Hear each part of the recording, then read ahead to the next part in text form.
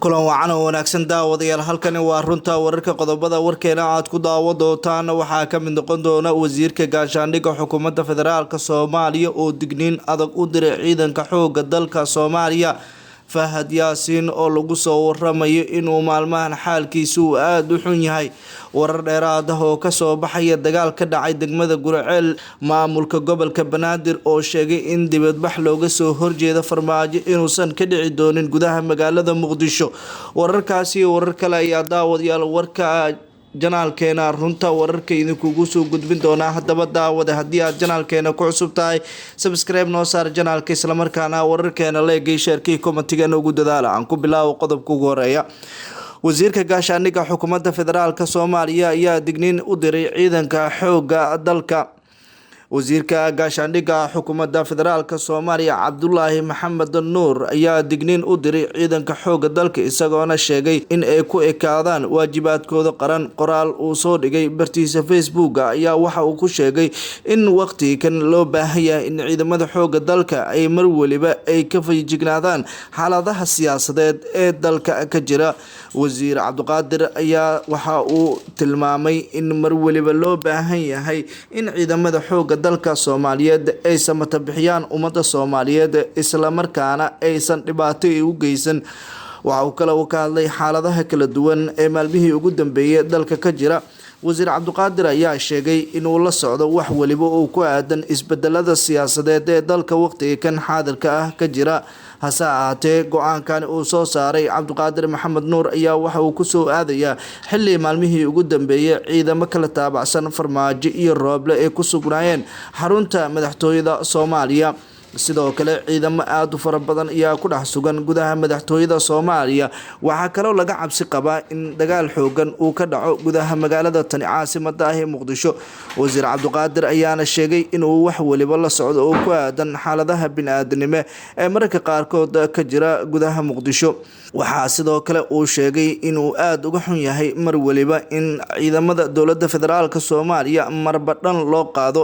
wasiirka gaashaandhigga xukuumadda federaalka Soomaaliya Cabdiqaadir Maxamed Nuur ayaana mar kale ciidamada qaranka uga digay in ay ku milmaan ama loo adeegsado siyaasadda isagoona sidoo kale sheegay in askarigii lagu helo kiis noocaasi oo kala ah sharciga la tiigsan doono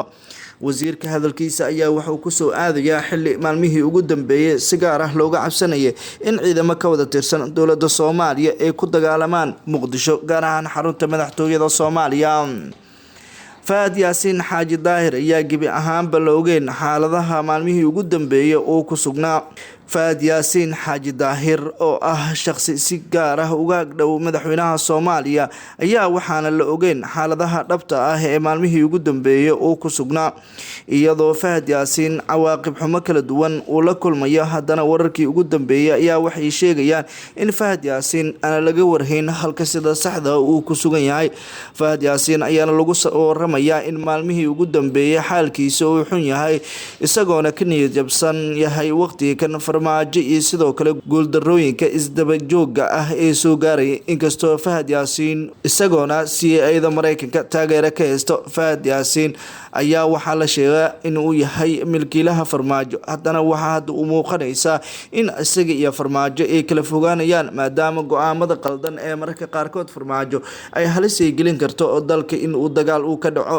Fahad Yaasiin oo ka mid ah shakhsiyaadka sida gaarka ugu dhow Maxamed Cabdullaahi Maxamed farmaajo ayaa hadda wararka waxay sheegayaan in go-aamadiisa uu mar kale uu dib uga laabtay warar dheeraad ah ayaa ka soo baxaya dagaal ka dhacay degmada Gurceel ee gobolka Galgaduud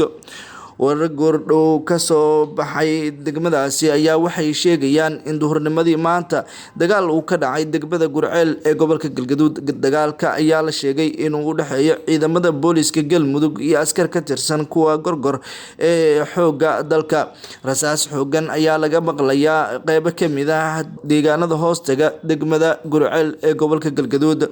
dagaalkan ayaa ka dambeeyay kadib markii ciidan ka tirsan kuwa gorgor lagu xiray saldhigga booliska Gurceel. Xiisadani ayaana waxay socotay 2 isbuuc ka hor, tanina waxay u muuqanaysaa in dhibaato badan mar kale ay ka dhalan karto dagaalka ka bilowday degmada Gurceel ee gobolka Galgaduud. Ilaa hadda lama oga khasaaraha ka dhashay dagaalka oo weli ka socda qaybo kamid ah degmada Gurceel ee gobolka Galgaduud. Hase ahaatee wararkii ugu dambeeyay ayaa waxay sheegayaan in ay xaaladaha kala duwan ee waqtiga kan jira ay noqon karaan kuwa saameyn badan bulshada Soomaaliyeed ku yeelanaya. Hase ahaatee maamulka degmada Gurceel ayaana ilaa hadda wax war ahana ka soo saarin dagaalada maalmihii ugu dambeeyay ka dhacay qaybo kamid ah deegaanada maamulka Galmudug ayaa hadda xaalad culus galaya maadaama ciidamada ka wada tirsan dowladda Soomaaliya ay ku wada dagaalamayaan magaalooyinka Gurceel iyo sidoo kale Dhuusamareeb oo horey ugu dagaalamayeen ciidamo ka wada tirsan dowladda federaalka Soomaaliya. Dagaaladani soo noqda ee ka dhacaya qaybo kamid ah deegaanada Galmudug ayaa hadda waxay noqonaysaa mid saameyn fara badan ku yeelanaysa maamulkaasi xilli lagu guda jiro arrimaha doorashooyinka. Axmed Cabdi Kaariye Qoorqoor ayaa hadda culays xoogan soo koraya oo ku aadan dagaala beeleedyada iyo sidoo kale dagaalka dhexmaraya ciidamada ka wada tirsan dowladda federaalka Soomaaliya. Dhanka kale waxaa taagan askar ka tirsan ahlu sunna wal jameeca oo la sheegay in hub aruursigii ugu dambeeyay ay ka wadaan qaybo kamid ah deegaanadaasi. Waxaa laga cabsi qabaa in dagaal xoogan uu toos uga dhaco qaybo kamid ah maamulka Galmudug deegaanadiisa. Hase ahaatee dadka ku nool Galmudug ayaa cabsi xoogan ay haysaa iyadoo madaxweynaha maamulkaasi gebi ahaanba ay si gaar ah uga soo horjeedaan qaar kamid ah xildhibaanada hanaan siyaasadeedkiisa. weli Muqdisho waxaa ka soconaya shirka madaxda maamul goboleedyada dalka. Shirkani uu ka qayb galay musharax madaxweyne Xasan Cali Kheyre, musharax madaxweyne Shariif Sheekh Axmed, Xasan Sheekh Maxamuud iyo mas'uuliyiin kale. Shirka ayaana diiradda waxaa lagu saarayaa sidii go'aamo kama dambaysa looga gaari lahaa oo ku aadan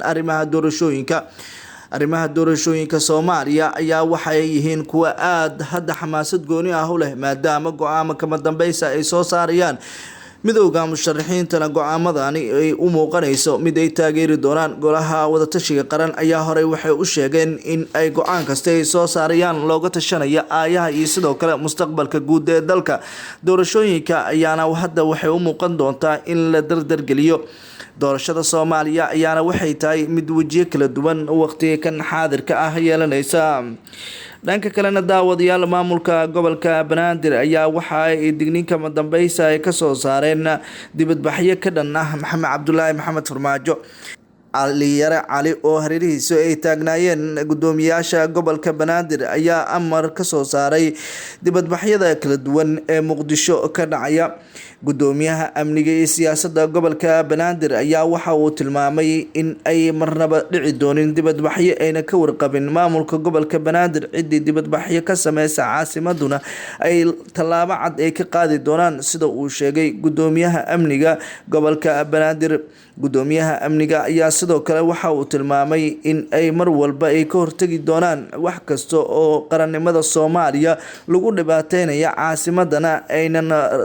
waqtiga kan ay diyaar u ahayn inay dhibaatooyin dibadbaxyo ah ay qaado. Inkastoo Caliyare horey uu hogaaminayay dibadbaxyadii kala duwanaa ee lagu taageerayay Maxamed Cabdullaahi Maxamed Farmaajo oo ka dhacay gudaha magaalada Muqdisho, haddana dibadbaxani uu hadda ka soo horjeestay ayaa waxa uu noqon karaa mid saameyn kale yeelan karto inkastoo aan la ogeyn. Go'aankani Caliyare ayaana noqon doono mid saameyn badan ku yeelan kara xaaladda guud ee dalka. Guud ahaan daawadayaal warkii aad ka daawanayseen janaalkeena runta wararka daawadayaal waan inta daawada haddii aad janaalkeena ku cusub tahay subscribe noo saar janaalka isla markaana wararkeena like iyo share kii commentiga noogu dadaala.